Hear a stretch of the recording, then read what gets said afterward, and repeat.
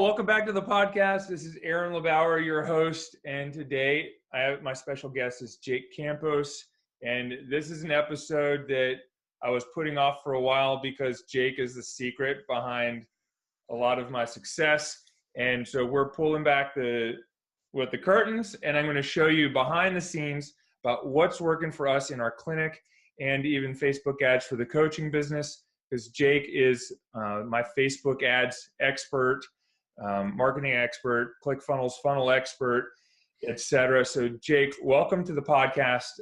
Thanks for joining us. Awesome, Aaron. Yeah, thanks for having me, man.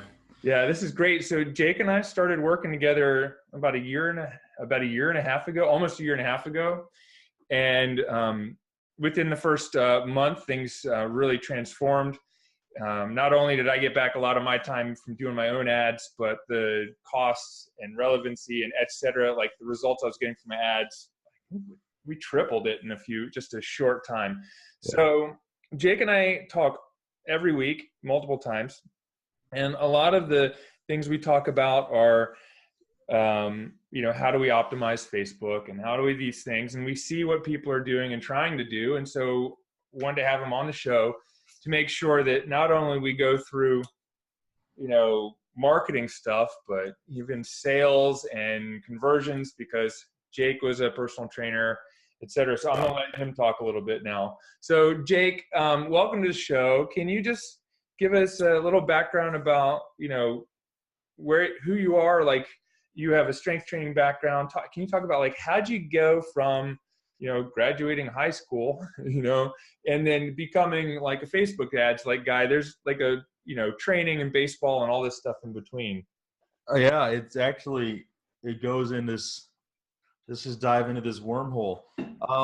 So after high school, I went to Texas A&M. Actually, originally went in for engineering, so that's kind of already how my mind, very mathematical already, very analytical. Kind of learned that throughout the years. But then I ended up graduating with a nutrition degree, so switched it. Yeah. And ended up doing strength conditioning for interning in college, for other colleges after graduated. And then I ended up going to pro baseball. So I worked for two different professional baseball teams and worked in their affiliates and things like that. And after I got out of that, I was like, all right, I got to start my own business. I got to do some training. I really didn't plan on working for like a big Globo gym. So I was into CrossFit, so I trained at a CrossFit gyms and things like that. And that's where the marketing started. So I know I skipped a lot of years. Well, you were even ROTC in college, right? Yeah, so I was in the Corps of Cadets at Texas A&M. Yeah, so there was a whole thing about learning, leadership and kind of, the whole trial by fire, if you will. Dude, just going through everything, and that was really fun. So that's part of a reason why strength conditioning seemed like such a natural fit. Because, very structured, very, very everything. So, and again, I'm pretty analytical. So that's just what kind of goes through, my head at that time. So very structured and analytical. And, but yeah, so I had to start marketing this fitness business after all that. And that was pretty tough because you try to separate yourself from just being a personal trainer. Yeah. And so that's where I had to start learning sales and marketing and things like that. That was when I had to start implementing it, at least, because you always had to get people to buy into your programs. You always had to get people to buy into you as a person, but not necessarily, selling them a big package, where when I got out, I was actually fortunate enough to meet people to teach me how to do higher ticket personal training. So in other words, my packages, I would always hear, places like Gold's and things like that, they would charge $500 for a month of personal training. I was like, man, that's insane. Cause, it didn't register, per person at that time. A lot of PTs don't necessarily think about themselves as like having a package in their business. It's just kind of like. So go back. And so you're talking about packages, and when you're talking about PTs, are we talking just I want you to be clear, like personal Yeah. trainers, physical therapists. Oh, physical therapists. Yeah, physical Yeah. therapists. Personal trainers and everyone else that kind of has to kind of do this on their own. If they do it on their own, they kind of get it a little bit. They kind of know that there's a strength cycle, especially with us. It's like 12 weeks is Mm-hmm. 3 months is a good strength cycle. So I can see some good um, impact after about 12 weeks of training, 3 months of training. So that's kind of how I used to base things when I would sell people under personal training or coaching. And so I started selling at these higher prices, higher than Gold's, higher than I started learning, separating myself with a price. And yeah, I guess it helped that, you know, my own confidence that I already worked in professional baseball and things like that. But, you know, I had taught my trainers at the CrossFits and things like that to, hey, you're going to do personal training, separate yourself from other people, like double that price with what it is, just because it makes you seem more, not only is it a bigger perception, but you can actually do more. So I would buy people things with that extra money. I wouldn't just pocket it all, you know? So how much are we talking? Like you're doing, so just so for clarity for everyone listening, you know, Jake went to Texas A&M. He got out, became a strength coach in baseball, Major League Baseball, doing personal training. But you're now talking about, you know, like, okay, I'm selling high ticket personal training. You know, if Gold's is doing $500 a month for what, one training session a week? I was always, you know, told that it was kind of varied, I guess, with personal trainers, but it was, I always thought it was like 3 times a week. It was kind of what I was basing it off of. And then what were you doing when you're doing high ticket, you know, personal It was training? actually 5,000 for 3 months. Okay. Is how I wrapped my head around that at that time. Yeah. So did I have different package price points? Yeah. I mean, it just depended. In my very last, you know, stint of training people, was probably around, it was one time a week, and it was like $650 a month or something like that. So your prices had to raise, you know, and depending on where I was at, we can go into where I moved to. The reason I kind of had to drop it, but it was still double the price everywhere else. So we could talk about that too. So were you doing just 3 months for $5,000? So which is like, $1,800 a month, right? 3 times a week. Here's another thing though, Aaron. I think a lot of, so I had to hit in my head. I had different goals. First, it was like, all right, first I have to make rent. I have to eat food, you know? So that was the first things in my head, you know, the survival part. And then it became, all right, what else do I have? I have car payment. I want to buy different things. Okay. So that was what I was saying. Like, that's how much money I have to make. And then it became, you know, what's the extra I can go either invest in or, you know, cooler stuff, go do better experiences or whatever, you know? So in my head, it was all right, 5K, that's what's going to work. And I really wasn't thinking about per month. I was thinking about a 3-month or 6-month deal. So 5K, I didn't even really break it down to how much that was an hour, because that's not the way I was trying to view my time. Well, that's probably not what people want to hear either. You know, yeah. they want a result, and they're willing to pay $5,000 for a result. Yeah, exactly. And that's exactly what we would give them. That's exactly what I would do. Is I would sell the result. I would sell them the experience. I wouldn't sell them the, here's what we're going to do per hour and all that. I'd have a little presentation with them. I'd sell them on my assessment of them. And each assessment would first start off as $150. I think we've talked about that. And then it rose up to $250 after I had a full book. Yeah. And it was, you know, I would take that $250 off their total. And so it felt like I was giving them something if they bought. And no matter what, if they bought or not, I would still give them something physical, like, you know, FMS and all that other, you know, measurements and things like that, strength tests. So they at least came away with something, and like a vision. I would always give them a vision too, a vision of their, like, even if they didn't work with me, here's a sheet, here's, you know, or your vision also, what you told me you wanted. And, you know, you can go do this on your own. I mean, I wasn't really partial to anything. I was like, all right, I know I can help you. But Right. if you don't work with me, that's okay. I still want to give you something, a little bit of something to help you. And guess what? I still had my phone number on it. I still had my website on it. So their vision with my number and my contact info at the Mm-hmm. bottom, we would sign the vision together, and they would just have that, and then I would follow up with them. If they never signed up, I'd follow up with them personally, because it wasn't like I had thousands of people on an email list at that Right. time. It wasn't. So the sale was very important at that time. And that Okay. was, that's what I was doing. What was one, I wanted to give people some context, because a lot of Yeah. people listening aren't fitness. I've learned Right. a ton about how to run my business Mm-hmm. and be successful from the fitness industry. You, Bedros, other people that are doing fit.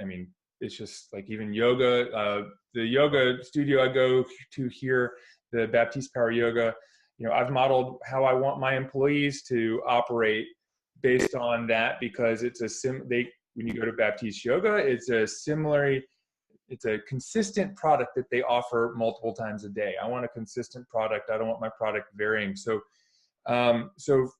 that's the context. And so let me ask you this question. So when someone's sitting in front of you and they want to get stronger, faster, lose some weight, whatever, look better in their clothes, what is the one or two most powerful questions that you ask them to figure out what it is they want, and to get them to agree to a $5,000 or $10,000 strength training program? I got two at the top of my head. It's funny. It went on a little longer than this, but it was two for sure that I would always ask. And if I was going to do it right now, number one is like 7 parts. It's called the 7 whys. So they want to lose weight, and I wouldn't say just why. It would just be like, all right, so why is it so important that you lose weight right now? And they give me their answer. I'm like, all right, I'm going to go off that. And I say, well, why would that even, if I want to lose weight because I want to look better at the beach, right? And I was like, well, why is it so important that we need to look better at the beach? Because, you told me this, right? Mm-hmm. And, they find out that like about 4 or 5 whys in, it becomes really, really tough to answer those questions. And it actually makes people quite emotional because they really don't think that deep. And Mm-hmm. obviously I have to build a little bit of rapport with the people before I start getting that deep with them. But like, it becomes very important for them to understand why are they even going to want to work. Like, this is not just, well, I always try to do this. This is not just personal training. This is like actually maximizing you're optimizing your life. And so this is not just, we're not just going to sit there and do bicep curls and bench press. We're actually going to, train your body, train your mind. And most people had a good understanding of what I was talking about. In this experience, I wanted to kind of bring them through. And then it became easier when I had testimonials, once other people were referring me, it became a lot easier. But in the very beginning, I remember it was those 7 whys were very important for a lot of people, and it helped create a vision for people. And that's kind of where I had that little vision sheet. And so yeah, that's the first question. Why 7 times, and make it a conversation. Right. And the second one is the Dan Sullivan question. If we were working together 3 years from now, looking back on that 3 years, what has happened? So that's the difference, is what has happened. I try to, the whole point of the Dan Sullivan question is to kind of put them in a place of like, time is relative, anyway, put them in a place of, all right, it's 2019 now. So 2022, I'm looking back at 2019, and now I can go to 2020, 2021. And now I can see, I have to tell you, or the client has to tell me what has happened during working with me that has made them hit their goals in so many words.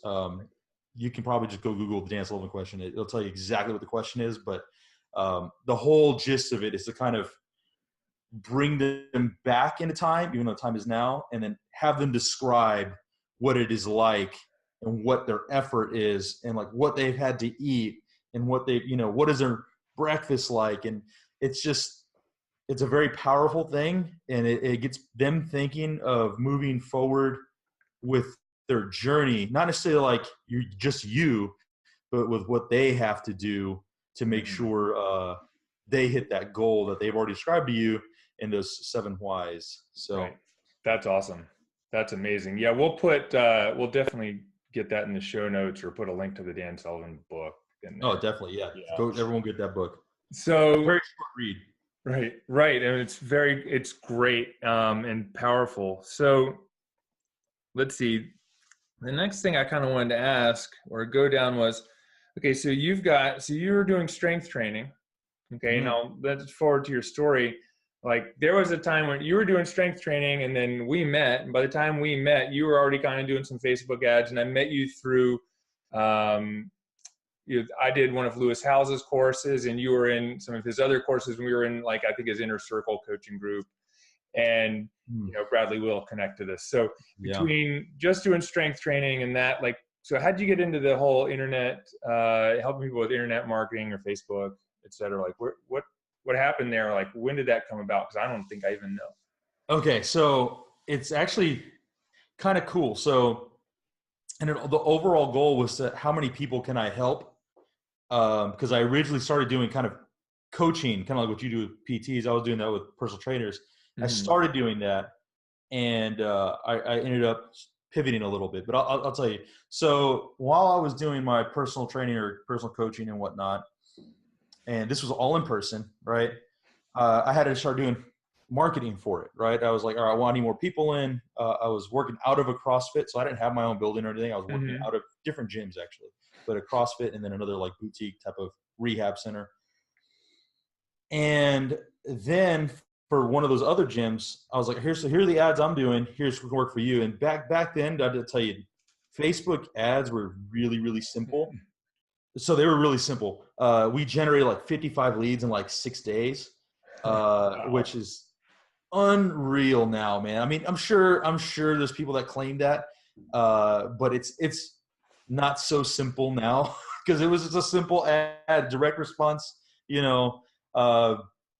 I think I had bought a course back in the day, and it was like, all you got to do is this ad copy, and it's, put it to this link on ClickFunnels, and it was really simple. Now it's now it's a big rabbit hole, man. But all right, so I started doing ads for that gym. Started doing ads for another gym that was related to that first CrossFit. And so then I started marketing. In my head, I'm like, all right, how many people can benefit from like a rehab facility? How many people can benefit from personal training, personal coaching? And so that's where coaching kind of came in also, right? So I started teaching people how this started, how all this started working, right? And started teaching other personal trainers what to charge and everything I was doing, because it's like the more people I can help, like it's almost like the back end, right? If I can help more people, that's my goal. I can't coach, 500 people, but if I have 100 trainers coaching 5 people, that was the idea. Right. Why is that so important to you, Jake? You're going to start doing those 7 questions on me, aren't you? Yeah. Man. What's the story behind that? Oh man, that's a good question. You just talking about like health and fitness. It probably has to go back to my personal health and fitness. So now you got me thinking about it. So when I was in high school playing baseball, I wasn't very strong. I was like the skinniest guy on the team. I was really small. I was, 6 feet, but very thin, So I started working out one summer, and we started doing bodybuilding stuff. And I started getting really tight, but I'm getting bigger. I put on like 25 pounds over summer. I'm eating everything. And I'm like 16, 17 at that time. Gosh, I don't remember exactly. It's going into my senior year. So whatever that is. And, I didn't, towards that senior year, I wasn't getting probably the playing time that I thought I wanted. And I thought I was good, but, my shoulder started hurting, my knees started hurting. Dude, everything was bad news. Like, because I started just bodybuilding. All I was doing was bicep curls, bench press. I didn't know how to actually train, and nobody was out there really teaching that I saw. And the internet wasn't around like it is now, so it's a little different. Maybe I would have researched something now. So my goal was after that. That's why I got into sports performance, most likely. I mean, now I'm thinking about it. It's, you look back and it's like, how can I help my former self? Right. You know? And so there was no way I was going to keep playing. My shoulder was destroyed. Like, I can't, my left arm was, still hurts some like 15 years later. It still hurts a couple now. I know some good physical therapists, Yeah. I've talked to one. As I met him at his clinic. Right. So, man, I don't think I've really told too many people. I don't think is when I was actually in baseball and I was with teams, I went back in the off season and just coached people for free, like coach kids for free. Mm-hmm. So it was the fall ball. It was around winter ball time. And I would just, all right, here's the rehab stuff we're doing. Here's how you take care of your shoulder. Here's how flexible you have to be. And I kind of skipped ahead. When I was like 2021, so maybe about 10, 11 years ago, I was squatting, right? And I'm still bodybuilding, kind of. I started kind of getting to CrossFit, mixing around, but I wasn't flexible whatsoever. I wasn't mobile. I wasn't flexible. I wasn't anything. So I was squatting, and I had what I thought was an easy 315 on the bar, but they were that was when I started learning about, squat depth and things like that. So I was already squatting like, quarter squats with it, half squats. Yeah. But you tell me to go full squat depth, and it was bad news, man. Knees caving in, my feet just ducked out, and it was just a bad squat. I go all the way down. I was doing the 5x5 program, right? And it was my 5th set, my 4th rep. I remember this specifically. I feel this like pinch in my back, and I'm just like, oh crap. It goes all the way down my leg. And I'm just like, oh no, bad news. And I stand back up with it, because you got to stand up. I mean, it's just, and so I rack the bar. I start trying to stretch my back out a little bit. I thought it was my lower back. I was like, oh no, I hurt myself. And that was when I found out, what I was told by a surgeon and another, when I got my MRI and everything, they were like, you have a herniated disc in L4, L5. And I was like, gosh, was it L5S1 too? Probably what it was. And, but believe it or not, dude, I go do like sprints right afterwards, and I'm like in pain. You're 20, you can kind of recover pretty quickly. It hurts every step, but you can still do it. Woke up the next morning, and I was bedridden for like 2 weeks, man. It was winter break in college. So I was like, okay, I got to get back to the core. I still got to keep running. I still got to keep doing stuff. And yeah, man, that was the time I was going into my junior year, and I was like, running was almost out of it. I was running all the time. It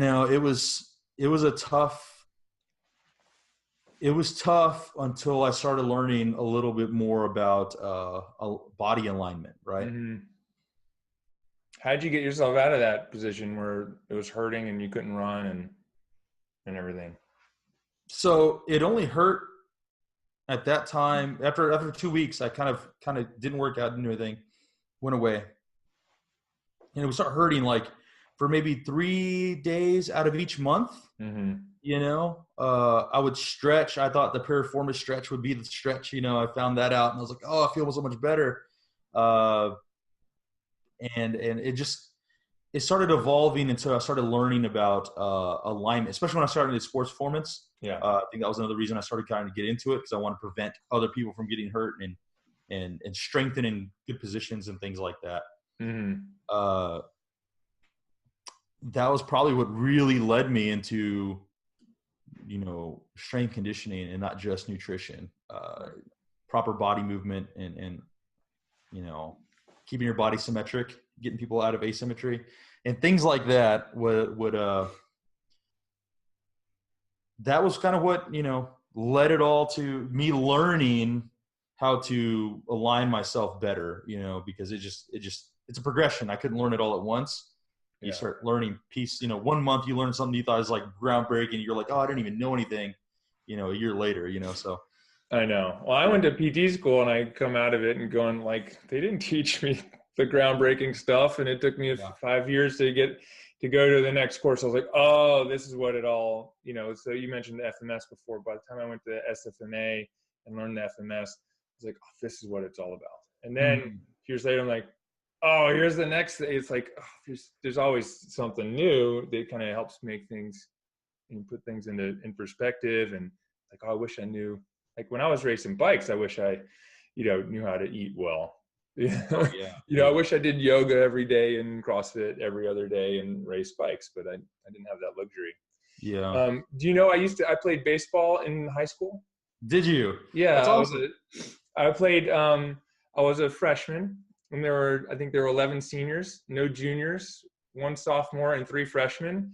And I sat on the bench the whole year and they didn't even give me a varsity letter. They were like, well, you didn't play. I'm like, we lost every game by the 5th inning and you never put me in, It's like I chased every home run ball from the other team. So that was the end of my baseball career. I was like, I'm not wasting my time on this next year. Oh man, you'd have been a heck of a pitcher, man. Your arm is like, you're so tall. It was yeah, well, it's hard for me to hit, like I can't hit the wall, I'm better getting on a bike and just so training. How'd you get into, so you were helping other people, teaching them how to do Facebook ads, like what was the next thing? Like how'd you end up in like, how'd we, like, I know where we met, but like, how'd you end up there? Like, how'd you end up in like Lewis's course? What is it that you were doing to learn, invest? Can you talk about, how'd you get there and why is it so important to, for you to continue to invest in yourself and build, your knowledge and. Yeah, I don't think actually anyone's actually asked me that from that time to, time. So I ended up moving to Alabama after Florida. And I had some good mentors back in Florida, just good in-person people. And in Alabama, I lived in a place where it was pretty like isolated.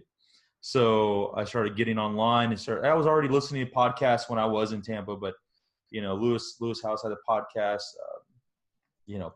Pat Flynn had a podcast, Smart Passive Income. All right. So in the background of all this, you got to know that I was very interested in websites and coding, and I was still kind of geeking out on a lot of that stuff. And I was really starting to get into personal development and things like that, started reading about, and it kind of changed my mindset a lot. My very first experience with that was actually in a CrossFit course. I don't think they offer anymore. It was by Greg Amundsen. It was a goal settings course. My very first experience of that, and it was kind of like game changing for me. That was, I know I'm skipping my timeline, but that was before I went into baseball. I took that course, and it was like $250. It was like a no brainer at the time. Well, actually, now it's a no brainer. Back then, it's probably a lot of money. So it's just funny how that works.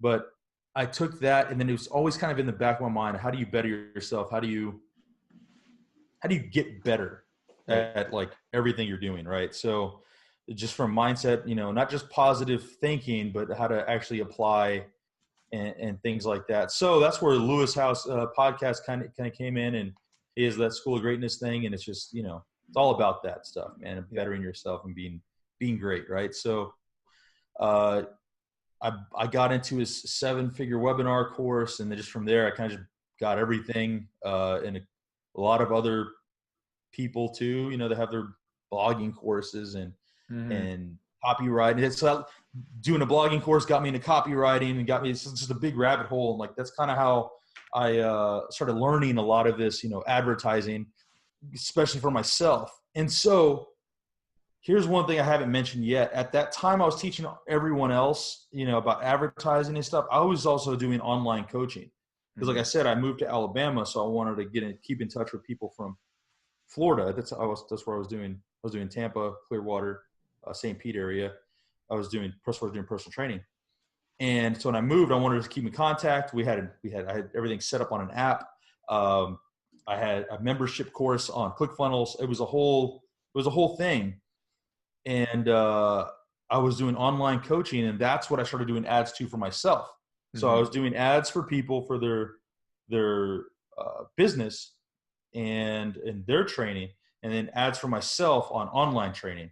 So I started learning even more when it came to a lot of the coaching and advertising for a lot of the marketing for a lot of that. And then having to sell online, was actually a lot easier than what I've seen people do, because I actually sold higher ticket in person. So that was also a kind of a game changer for me. I actually had to do it in person rather than a lot of people going online and trying to create a webinar.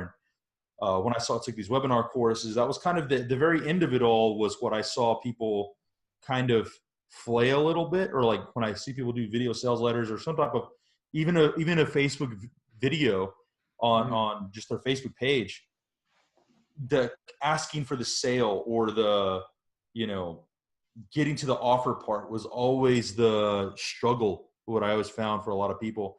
But because I had to break through that so quickly in person, it was quite easy to transition to online, because I'm just looking at a camera and just saying, my perfect person's right behind this camera. And now I'm just talking to them like it's, I've known them forever. So,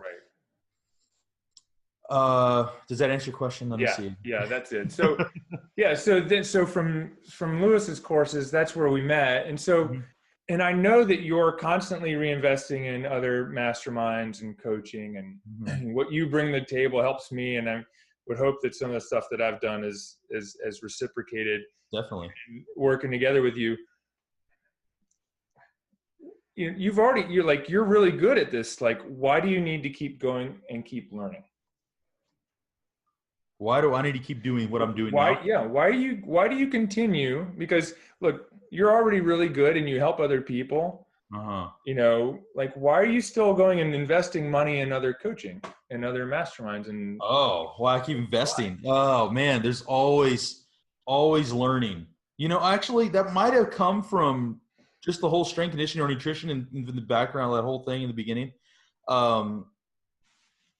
In strength conditioning, there's always like this, it's sometimes kind of redundant. They kind of just make what's old as new. I kind of see that, but. Right.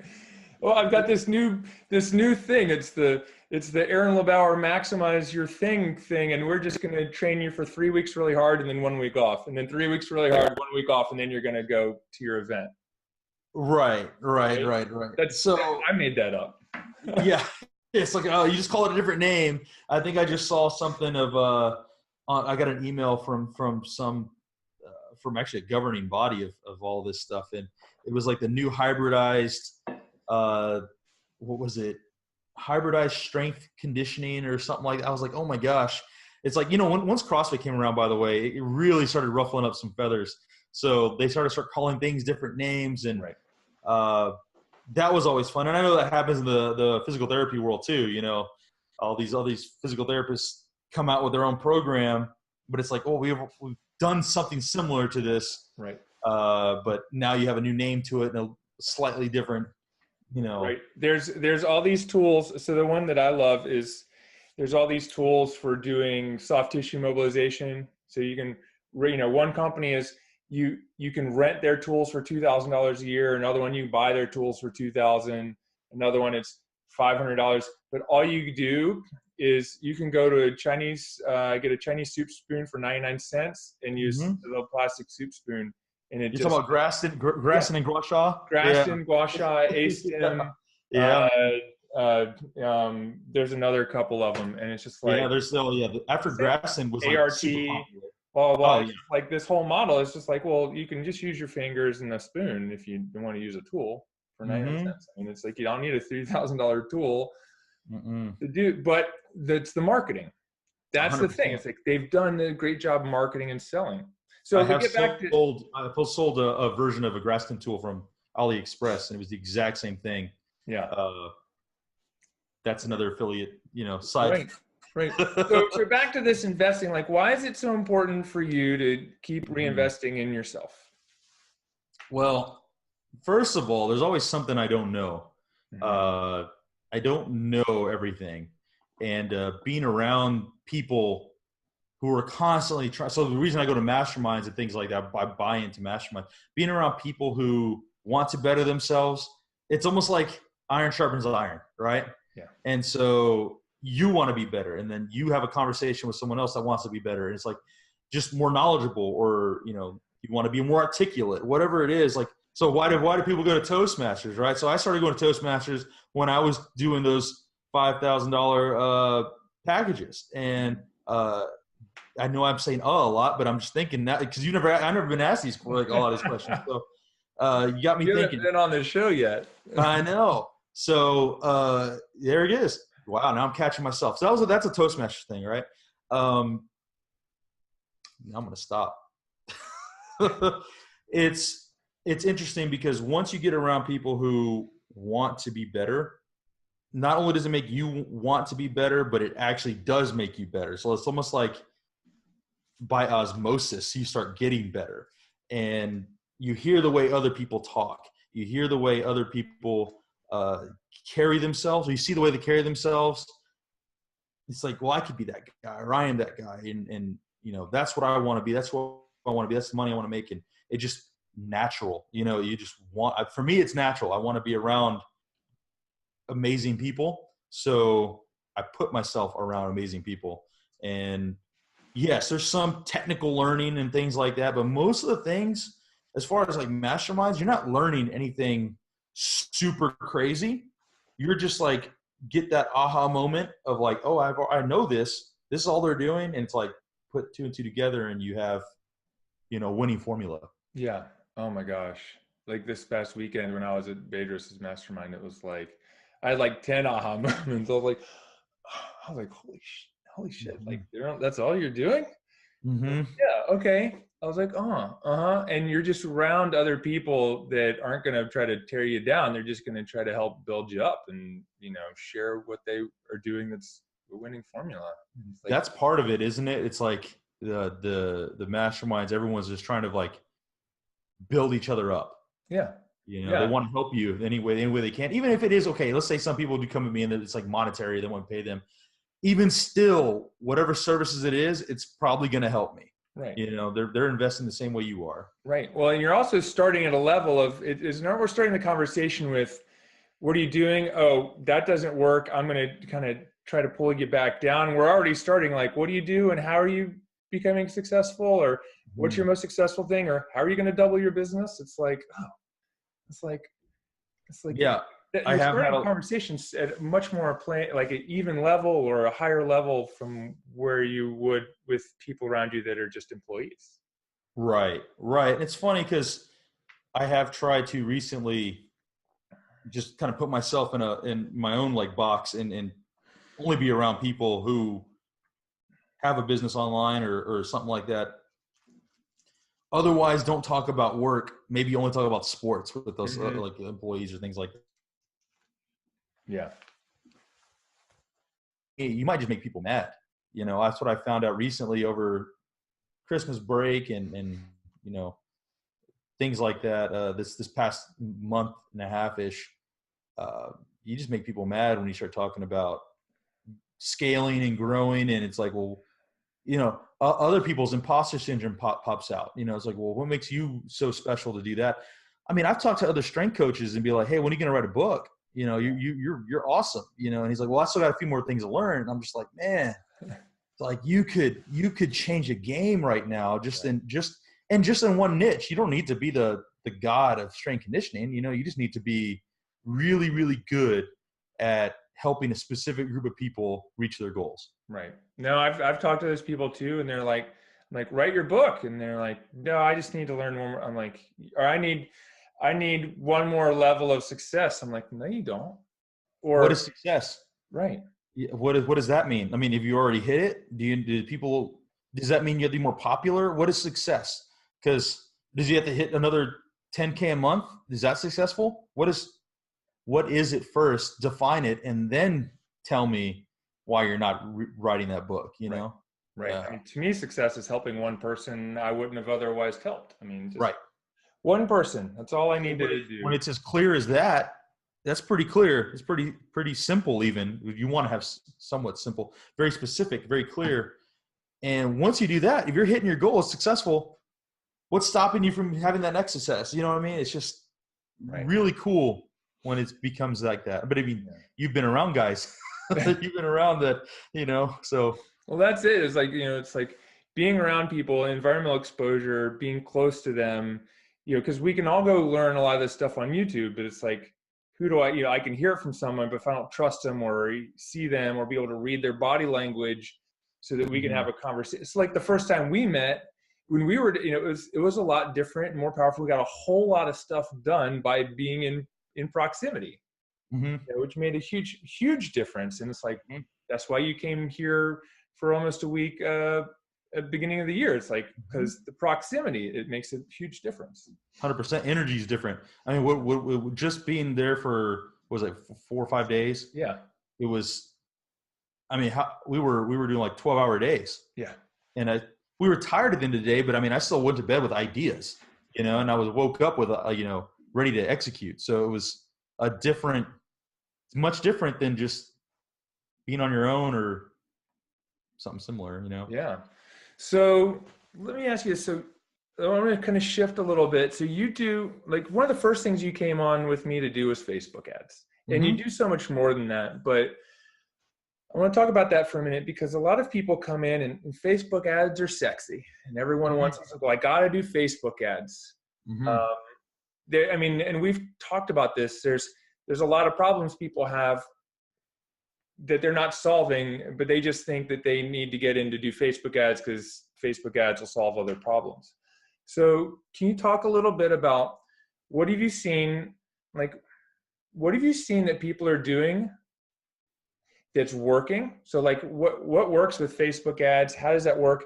And what are people missing out on, or what do they need to do before they're able to run a successful campaign? Or, I mean, you could run a successful campaign with some things, but like, what is successful, and what are some things that they need to ensure that they have? And we'll talk about the details as we go along, but I want to kind of get to those two things. It's like, what works with Facebook ads? Why do they work? And what do we need to have in place before they'll work for us, before someone should work with an ads person like you, to be effective and time efficient and spend their money wisely. So there's a couple things that just went through my head when you were saying a lot of that. And first of all, I would have to say is, like, I actually have this ebook out there somewhere, but it's like 7 things you should know before working with a Facebook ads manager. And that was what I was running. I have my whole agency built around different type of niches, and I don't just have one agency page. We can talk about that another time. But one thing I see is, like, if someone's just going to work with you without knowing your business, like, we're not going to get on a phone call or a Zoom. I won't always get on Zoom calls or any type of in person. If they're just going to work with you without finding out about you, they're just not a good fit. That's not the person you want to work with. Any even agency, a higher end agency, wants to know every single part of your sales process before they even start working with you, because they want to know where to send this traffic to. They want to know if this is even going to work. So, what are people doing right? Let me start with that question. People that are getting it right are finding out their audience very quickly.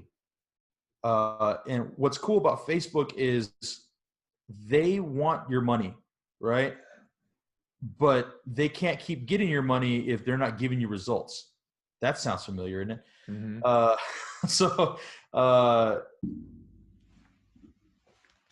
It's interesting because a lot of people are afraid to put money into Facebook, or, like, let's say they're not afraid to put money in Facebook. You have to figure out who's looking at you.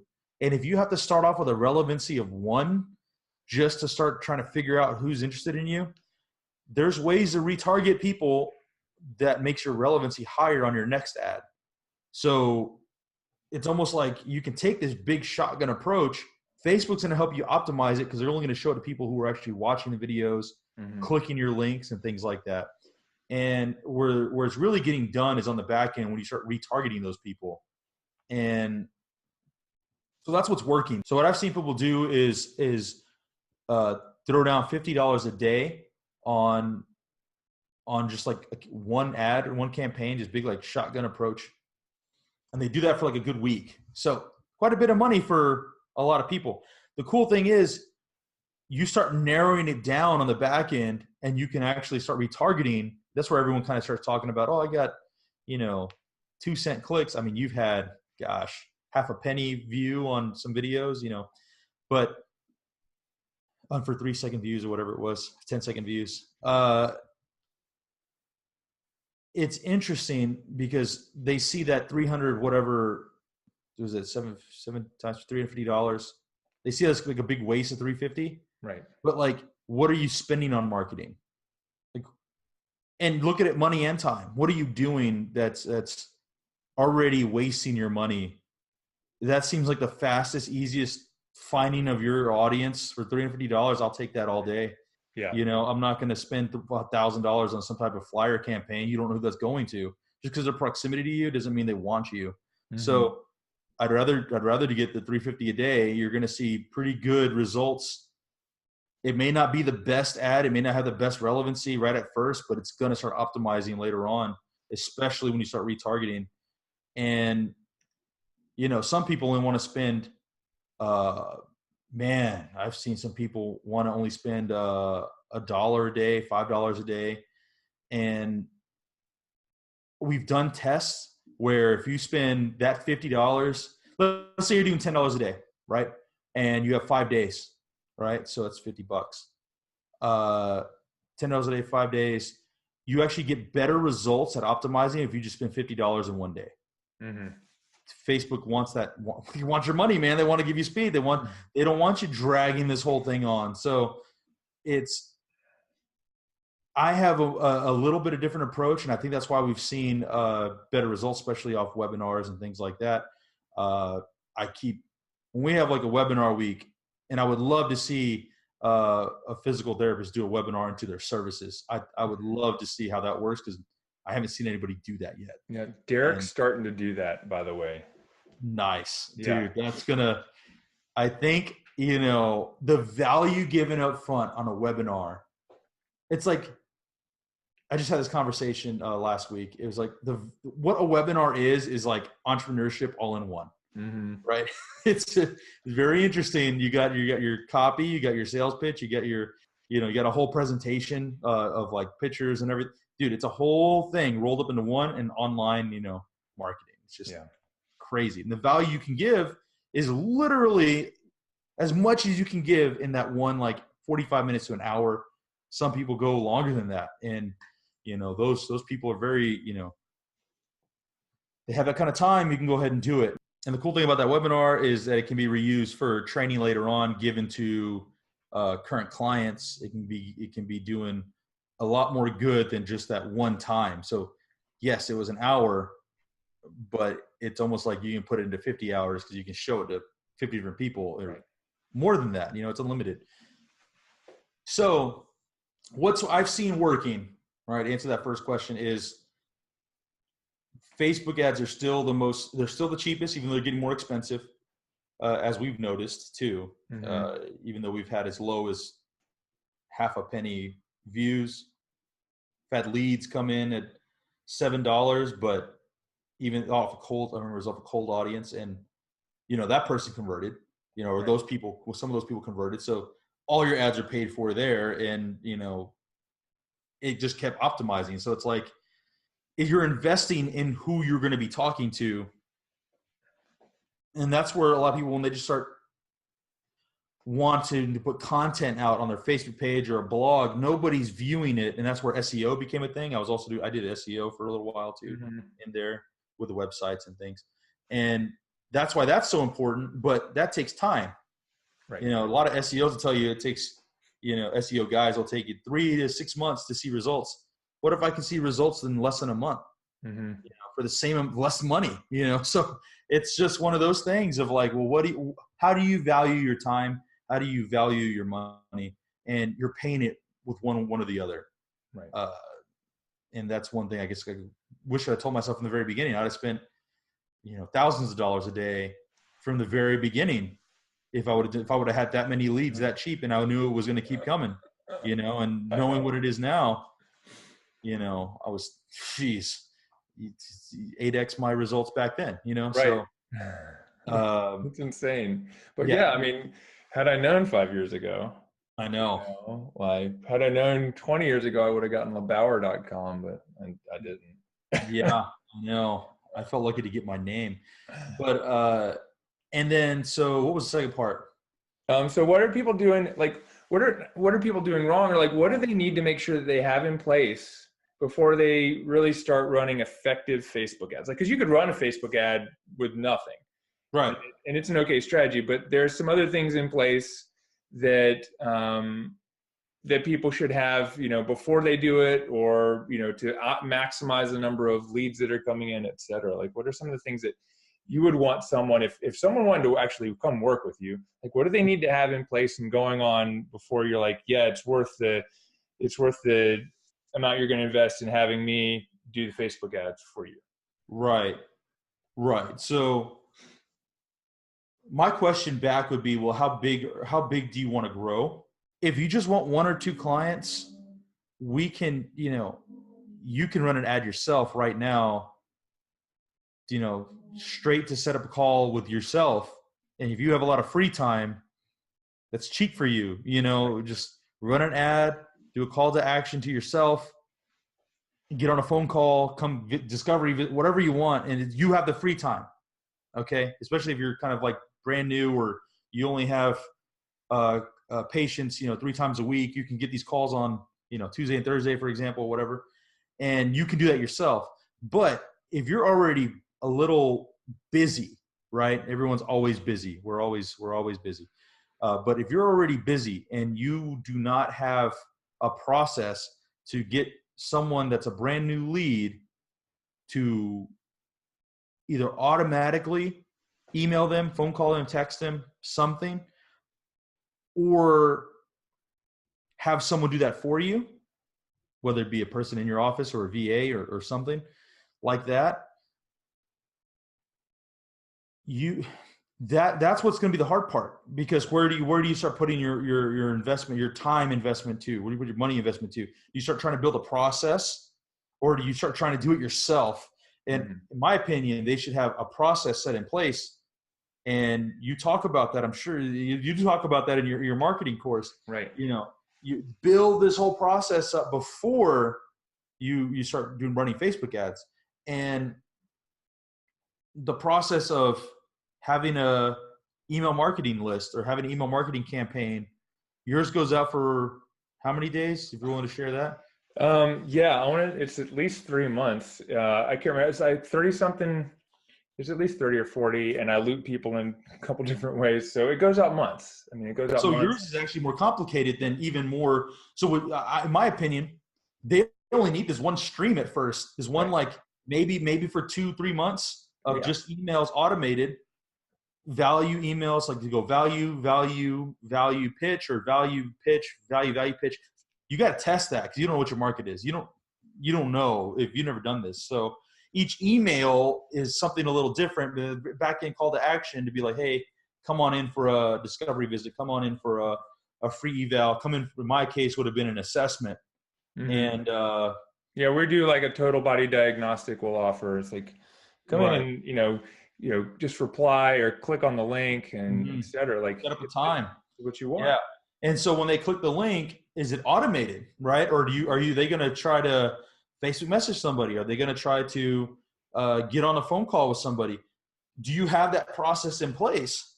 Where's the bottleneck, right? So if they get all hung up on this like one email, this one click, and think about this, the link doesn't work, it redirects them back to your website and not to the actual page on the website you want them to. Or that's why I like ClickFunnels so much, or something like, whatever people use, but I like ClickFunnels so much because you can create a new page just for that email and retarget that page. And there's some Facebook ad stuff, right? So you can retarget them on the back end, and you can also do that on a website too. It's just more complicated depending on. Anyway, where's the mistakes at? You know where your bottleneck is. Is it to the point where if someone calls you or texts you or messages you, is it going to your personal phone number? That's a problem. Because what if you're treating patients, right? And then now you have someone's calling you and you're treating patients. I've had this problem with some people before. I got all these leads coming in, but they're not converting because they're calling or they're messaging these guys, and they wouldn't get to them until the next day. And the person's gone. They want the problem solved. They don't want to wait on you. You're not that important. That's what I've learned. I'm not that important, until I can get the result, right? Then I become important. Then it's a whole thing of like, well, now they can't have this experience, So where's your bottleneck?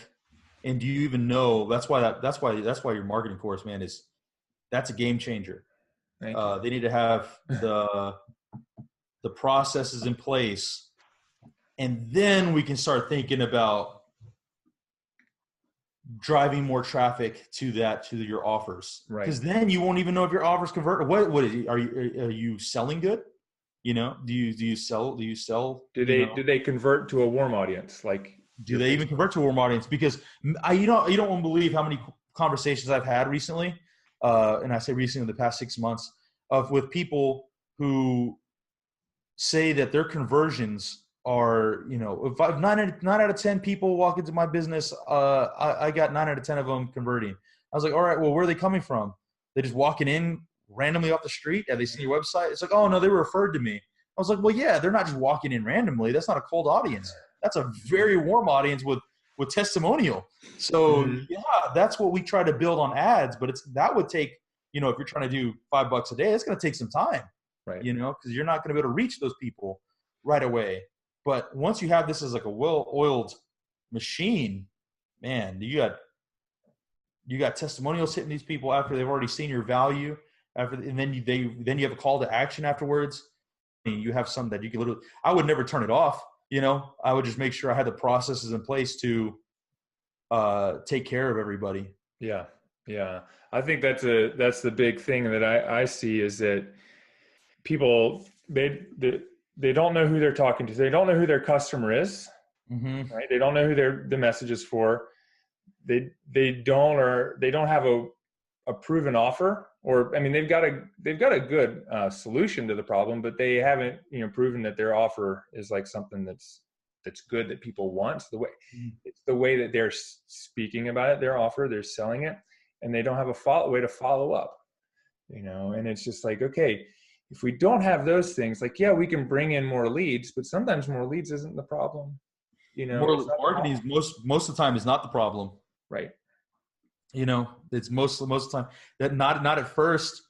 How many people will we hear say, well, I need more Facebook ads, but in all reality, they just need to know how to sell better. Right.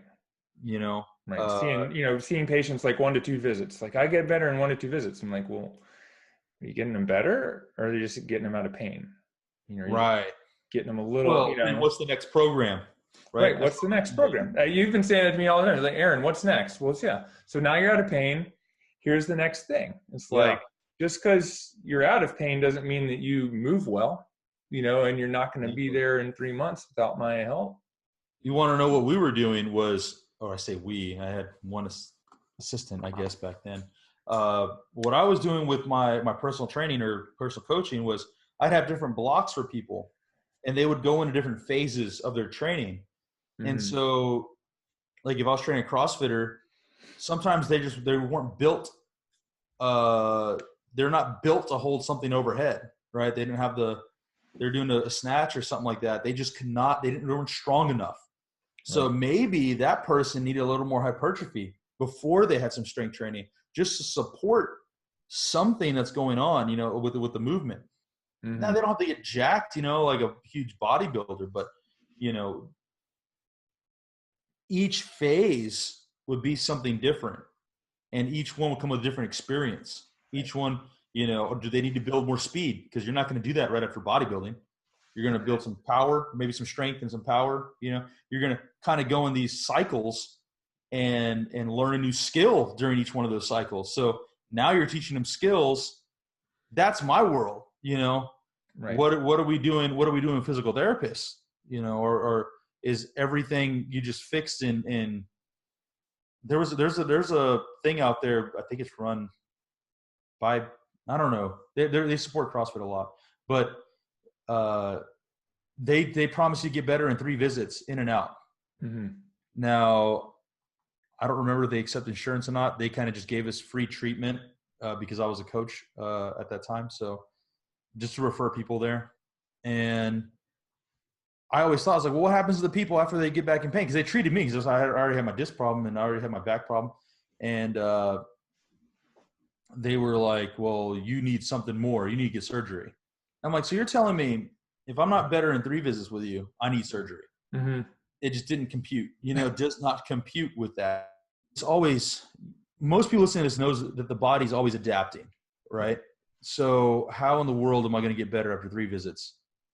There needs to be something afterwards that means that I'll be working with you in some way or another, right? Mm-hmm. Now, whether that be an online training course or I come in once a week and you have an online thing, I say come in once a week because, again, in person is always more powerful. But that was when I was doing, you know, training and stuff like that. If I can get them on an online course where they come meet with me once a month, or do a Zoom call or something like that once a month, get them on the ball, you get them rolling, you know. And there's so many avenues you can take on that. You just need to make sure there's some type of continuity working with people. Yeah, that's awesome. So what's one ninja thing that people can do? If someone's listening, they've already started some Facebook ads, what's one ninja thing that they could do to make their ads convert better? One ninja thing? Yeah, which of the 20 of them are you going to share? Oh, gosh. I mean, I want to give people the most complicated, you know, funnel system there is, right? But what's one thing I guess people can execute on? One ninja thing for Facebook ads. You didn't catch me off guard. Well, first, I'd like to know, are people retargeting? Are they doing videos? And are they retargeting people that are doing videos? Mm-hmm. And are they retargeting that video? So now you're getting 3 videos deep. You know, if so for example, I can retarget someone if they watch 50% of my video.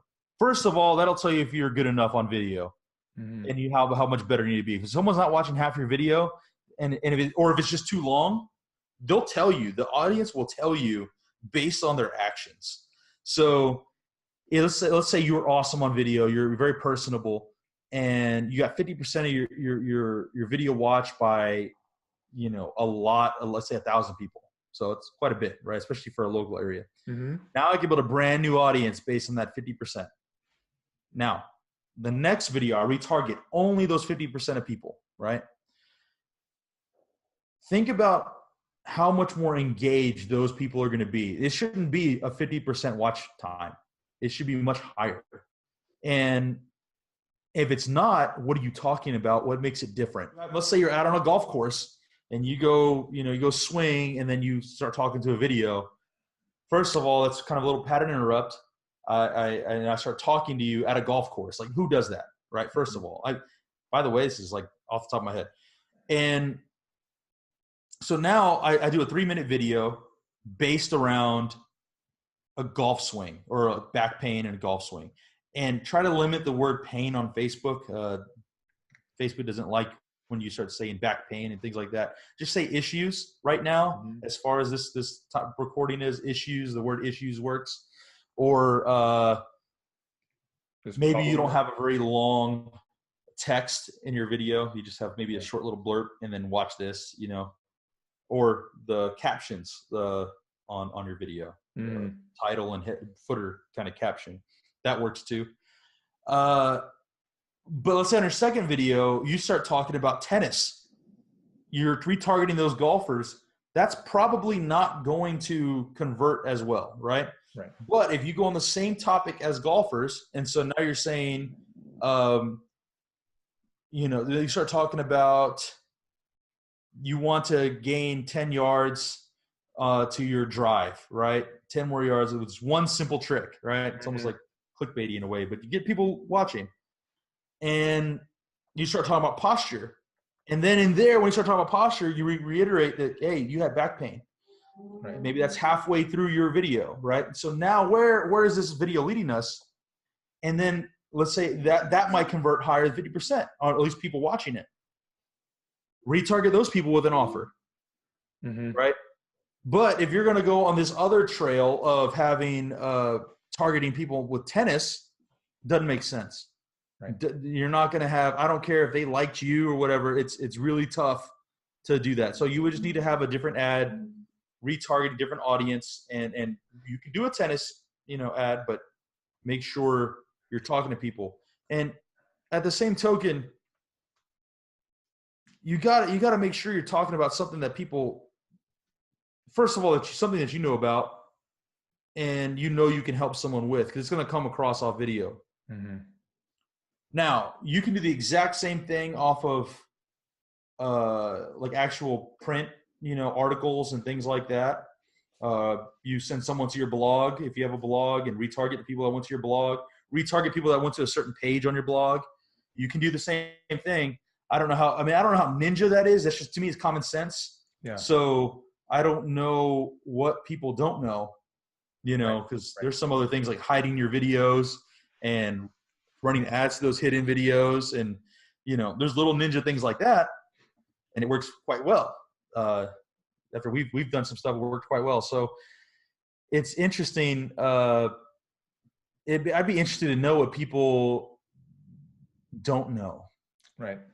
You know what I mean? Because most people that I talk to now is like, they're not even running ads. So something basic is already going to be something that's, rocket surgery. Wow. Awesome. What, that's great. That's good. And it's very important for people to understand, because a lot of times I'll click through people's stuff and I'm like my website's not converting. Aaron, can you take a look at it? And I'm like, well, you promised one thing, and then the next page I go to is promising something else. It's just not congruent. We talked about it too. Is like, maybe let's say it's not congruent, but because you were really interested in the person, let's say you go try to opt into their thing, and it takes like 3 different ways just to even get to their first email. Right. Well, that's broken. Right. You know what I mean? And you were able to fix a lot of that stuff for people too, where it's like, you can just tell them, it's like, hey, this process is broken.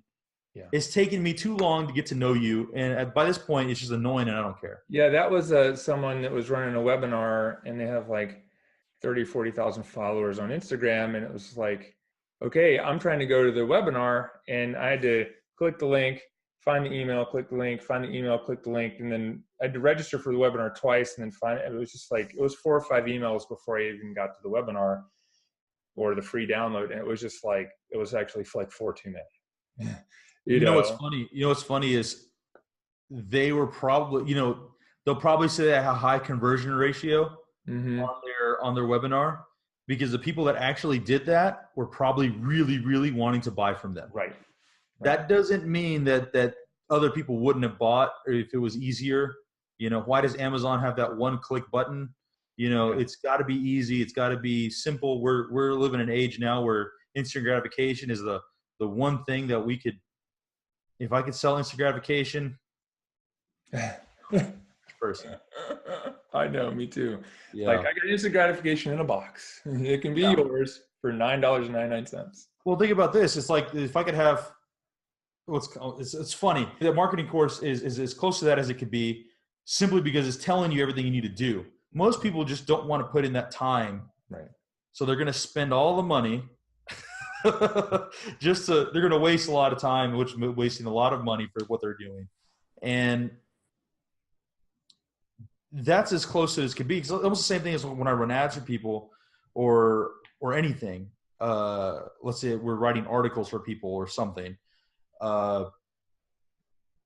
If I could just all of a sudden have 1,000 people view that article without running ads, just instantly, great, awesome. But if you're brand new clinic, or you're still maybe 2 years in, you don't really write a blog, you really don't do YouTube videos, it ain't going to happen overnight. So like, your best bet was to start this yesterday. Your best bet, because it's only going to, first of all, get more expensive. It's going to take more time, and the people's attention are not on you yet. Right. So what makes your attention so valuable? What makes their attention so valuable, right? Or what makes you so valuable to them? There's a couple questions we need to ask for some people, because again, I go back to it, is like, are some people even good on video? Right. If you're not good on video, you can't say Facebook ads are not going to work, video ads are not going to work. You're just boring. Right. But if you're awesome on video and you're not on video, again, you're doing yourself a disservice, and you're doing your audience a disservice, because if you have a lot of, like, if you're straight up extrovert and you love talking to people, you love helping people, get out there and get on video, because they need you. Yeah. I would say, even if you're not good on video, the more you do it, the better you're going to get. Mm-hmm. And you can always do like a PowerPoint presentation style video, sales letter video. You can do blog posts, stuff, but people are so afraid of being judged. They don't want to do video, and then they're bad. And all they're thinking about is what other people are thinking about them on video. And that's why they're not good on video, is because they're in their head rather than just sharing what they know, which is one thing I've talked to you about people, trainers and physical therapists, was, imagine your perfect patient is right behind that camera. Mm-hmm. And the easiest way to think about that, because a lot of people say they, like, for example, I've heard this a lot, and just because of the world that I was in, it's like, I train athletes, right? A lot of people say they train athletes, but it's hard because they've never been an athlete, right, or they've never actually worked with athletes. When I was doing, it's funny, because when I was still training people, I still trained high school kids. I told you, and people would just come to me, because that's what I was doing. It's what I was already training baseball. It was already a thing. So people would just come to me, even from different sports after that. And I have to go market towards that, because it was already happening. Is the way I talked. It was the way I sold. It was everything. Make sure they're congruent with what they're saying. Mm-hmm. And it'll be a lot simpler for people to actually convert. And so, but let's say they do have their perfect patient. Let's say their most favorite patient is they're already working with, 2-3 times a week, or maybe once a week. They come in, they don't have a problem with pain. They don't have a pain, they don't have a problem with showing up on time. They don't have everything is perfect. Talk to them, right. Make a video like you're making a video for them. You'll be attracting those people more, because you're already doing it. Mm-hmm. Most people get in their head and be like, well, I need to get new, different people. No, you don't. You get the person that's already working with you. You just get multiples of them. Yeah, exactly. Because you're talking to them, right? You're talking to them at that moment already. Right. That's awesome. So Jake, I know we could keep going for another couple hours, and you and I regularly just go at this for hours, but keeping in mind the podcast listeners, if they want to learn more about you or get some information or contact you in some way, how do people find you online, or where would they find you on, website or social media? Well, first of all, just mention me in the CashPT Nation. I'll probably show up. So right. That's probably someone's best bet if they don't know. But what I'm thinking about, Aaron, what do you think about throwing out a free Facebook ads course? Okay. Yeah, that'd be great. Free basic Facebook ads course. Mm-hmm. Let's see the domain here. Funnels with an S, FORPTS.com.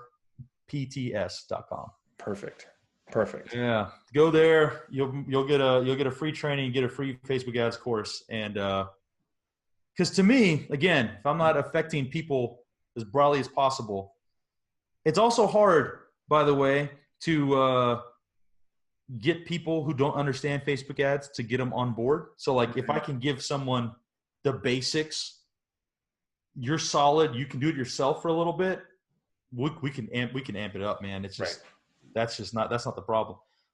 The problem is actually people understanding. So right. We'll fix that. That's awesome.